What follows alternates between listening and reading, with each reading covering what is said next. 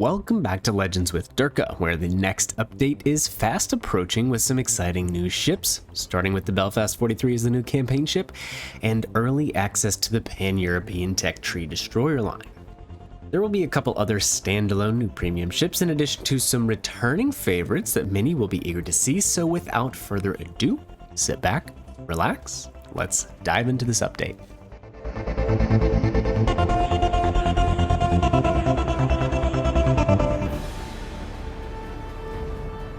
Alright, so we're going to take the time first to look at these Pan-European destroyers, kind of give you a heads up in how they are going to play, what they bring to the table, yada yada yada.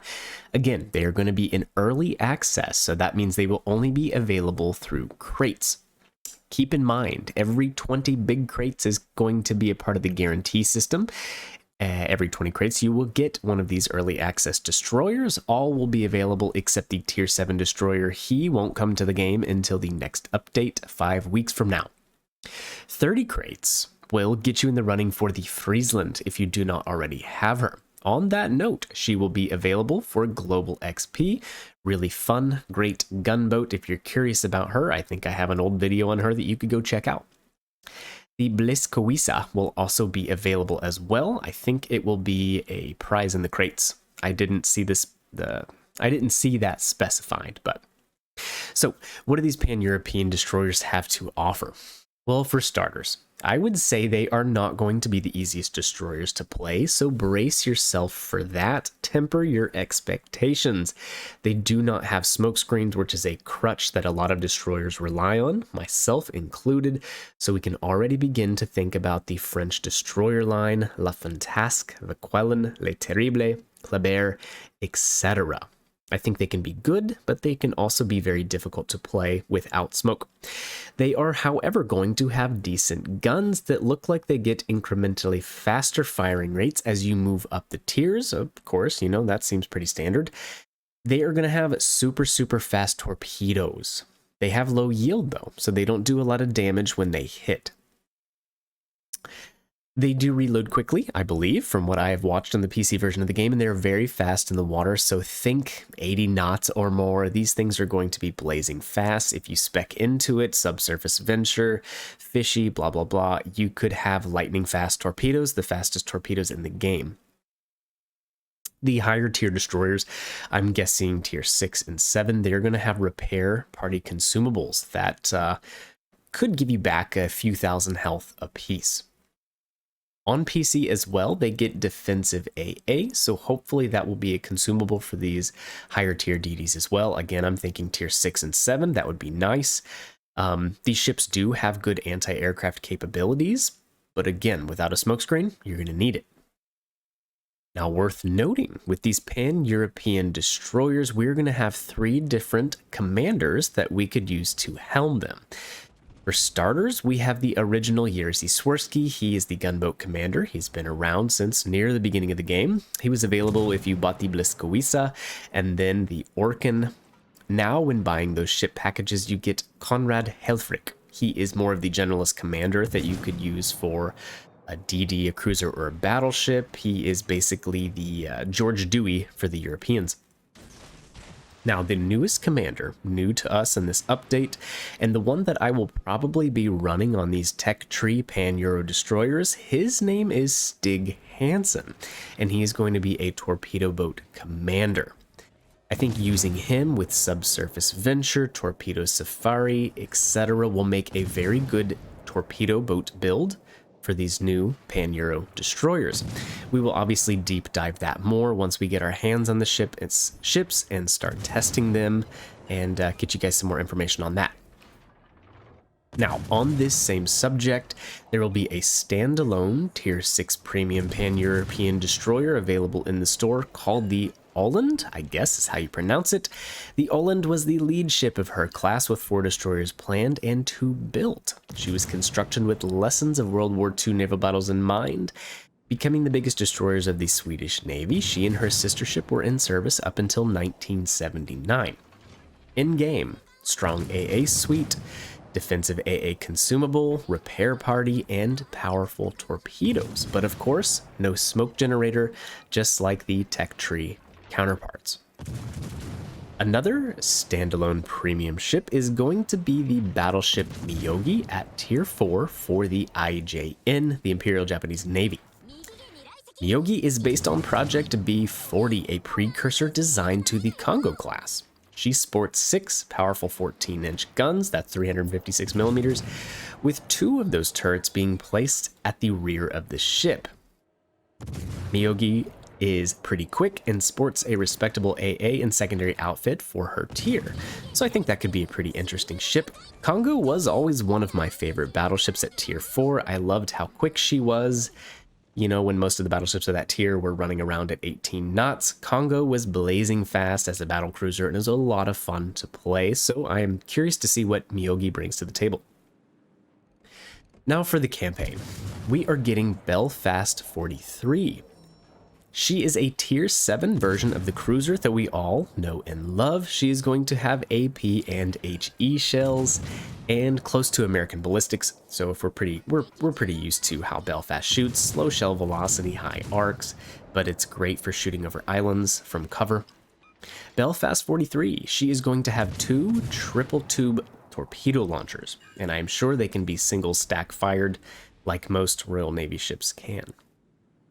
She has an enviable consumable suite with a smoke generator, radar, and sonar available at the same time. Now, worth noting, she could have a heal if you want to give up your smoke generator, and she could have defensive AA, of course, if you would like to give up your sonar. So you have a couple options there. Now, depending on the main battery reload of this ship, I could see her being pretty darn strong. Again, we need to see the reload. I am already predicting her being a good fire starter, so dust off your Bruce Fraser builds. Now, you might be thinking, well, if she is armored like Edinburgh, she's going to be a pretty tough contender, a bit of a beast, but no, my friends, I'm sorry to disappoint you. She has a 16mm bow for starters, so I'd already say picture Minotaur, a bit of a glass cannon. Now, what Belfast 43 does get, as confirmed by the community managers, is 30mm of raw HE pin, so that is going to be very, very nice. Remember, the normal Belfast without an IFHE style perk would only pin 25mm of armor, so 30mm stock will give her a lot more options. The campaign is a typical 100 milestone campaign. 2,500 doubloons will buy you the Admiralty backing that you can get this ship after 5 weeks. I still stand by my word that this is the best deal in the game to get ships. All right, moving on, guys. Rejoice, Captains. Azerlane collaboration content is coming back, as well as the Godzilla vs. Kong collaboration. They will all be available once again. Both content sets come back in full except for Azerlane Atago. And so you may be wondering, why did they do this? Is the commander overpowered? The Arsonist perk boosting your fire chances up on Suzuya and Atago and Megami and ships like that. But no, it actually came down to some licensing issues. It sounds like the Azerlane Atago voiceover was changed, I suppose, and they were unable to get it quick enough for this update. So no Azerlane Atago, but everything else should be back, it sounds like. Baltimore, Queen Elizabeth, Graf Spee, others. I think in one of the updates I kind of talked about which ones are the best ones and the ones to go for, so you could look back through those videos if you're curious on which ones are worth buying. Godzilla and Kong items are available until June 6th. And you can get your grubby paws on the Azerlane goods from May 30th through June 20th. A new feature is coming to the game, the auction feature. Make your bid for a lot with a finite number of valuable items within each available, and either win and get the goods or get your bid refunded if you lose. Now, looking at this picture, it looks like there are various things that you can auction off, including ships. So I am very curious how this is going to work. It says the bids might be placed with doubloons or credits, depending on the lot that you're looking at. So again, I will be curious how this works. It's going to run from June 2nd to June 6th, and the devs, the community managers, are please asking for your feedback. They want to see how it goes. Again, I'll be curious if you're able to auction off ships. How much will we see Jean Bart's and Lenin's being auctioned for?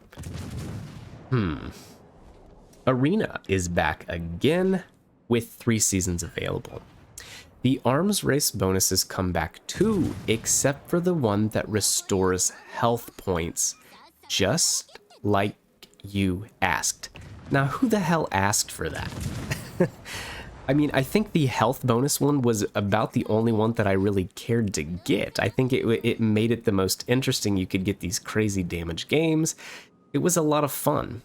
Anyways, apparently we all asked for that not to be in here, so otherwise it's coming back. No changes, no carriers. Buckle up and show everyone who's boss. I think there will be a special article breaking down everything about the new arena seasons coming next week. Now, usually an update cycle brings a lot of balance changes. This update, none. Not a single balance change, which is a little disappointing, but we can remember back just a couple weeks ago there was a dev blog, and the following updates should be coming to the game. This is already written in stone, basically. We will be getting concealment module for more battleships. The USS Kidd is going to get defensive AA fire. The Nagato and the Azuma both get buffed. Several Italian battleships are going to get buffed, and if I recall right, that is going to be the Vittorio Veneto getting a shortened main battery reload, and the Roma is going to get a rolling smoke generator. Lots and lots for the Italians, which I'm very excited for. On that note, Italian premium cruisers get access to SAP shells as a test for their main batteries. So if you have the Abruzzi, the Gorizia, Duca d'Asta, blah, blah, blah, you can test out main battery SAPs. I think that will be interesting. I'm not sure why it was implemented this way instead of just giving it to the tech tree ships and getting a larger sample size. I don't know. Maybe they didn't want to break the game or cause mass pandemonium.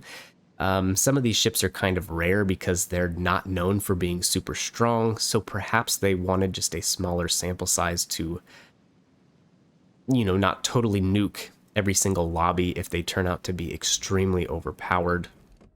Anyways, and finally, the Weimar moves up a tier, and that is why we chose this replay in the background, so we won't talk about that. I feel like that is a dead horse that has just been beaten so much. So, here is another part of the update that I really like, and I think it is a good idea. Skins, permanent camos, voiceovers, guises can all be previewed now in the store before purchasing. So if you were one of the ones that bought the yellow piss tracers for your German commander, I am sure you're very happy about this one. It's too late for you, but hey, it could save others from making the same mistakes. There are some bug fixes. I'll let you read through them. I'm going to link the patch notes in the description down below. Most of them were bugs that I did not think were important or had even encountered myself, such as shells falling short or the aiming bug. Those weren't addressed, but feel free to read through them, see which ones are important and sound relevant to you. The only other notable change that I thought was important, and maybe most other players would agree with me, is ray tracing is being added for the PlayStation 5 and can be enabled in the settings. 4K resolution has to be turned on though. Already, if there are going to be questions about it, I do not know about the Series X and the Series S over on the Microsoft side of things. If they already have this feature or if it will be implemented in the future, to be honest, I can't remember if it's already here or not. Let me know in the comment section down below if you know more about that than I do, which I wouldn't be surprised of. I feel like most of this update was already pretty much leaked, or we knew everything that was coming that was relevant well before these patch notes came out. But whatever, I'm not disappointed. We all know what's coming. That's cool. The game in the background, just Weimar being a Weimar. Typical leisurely game, maybe one hand and a bag of potato chips. But anyways, you are welcome to finish watching this one if you want. I am going to call it a day. Thank you very much for watching. Be sure to hit the like button, leave a comment down below of what you think of the update, and be sure to subscribe to the channel for future content. I'll catch you in the next one. See ya.